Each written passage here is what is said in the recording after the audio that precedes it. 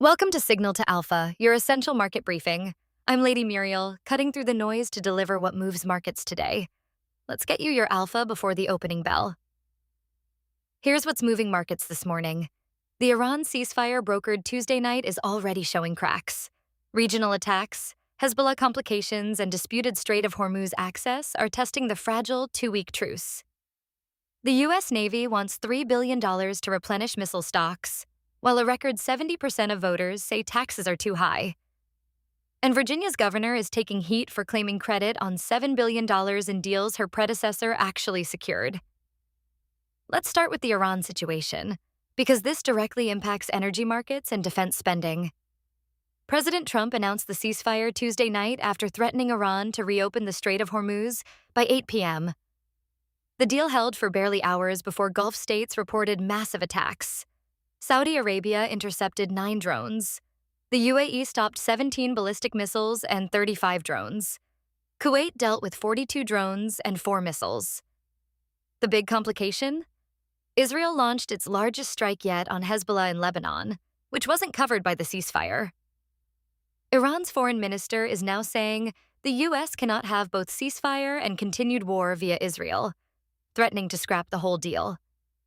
Vice President Vance and White House envoys head to Pakistan Saturday for the first round of peace talks. Now to defense budgets.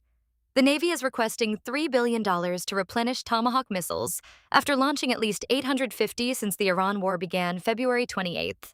That's a 1,200% production increase from last year, when Congress approved just 58 missiles for $257 million. This year's request funds 785 missiles. It's part of a broader Pentagon budget request of $1.5 trillion for 2027. On the domestic front, tax sentiment is turning toxic. A new Fox News poll shows 70% of voters say their taxes are too high, up 11 points from last year and the highest reading since polling began in 2004. Three-quarters say government spending is wasteful, up 18 points year over year. President Trump's disapproval rating on tax handling hit a record 64%. This comes as Vice President Vance's fraud task force scores wins, with a federal judge allowing the administration to withhold over $259 million in Medicaid funding from Minnesota pending fraud investigations. In Virginia, Governor Abigail Spanberger is facing backlash for taking credit for $7.1 billion in business investments that were actually negotiated under her Republican predecessor, Glenn Youngkin, between September and December of last year. The investments include $2 billion from Eli Lilly and $4 billion from AstraZeneca. Critics note Spanberger has the lowest approval rating of any Virginia governor this century. One more defense note.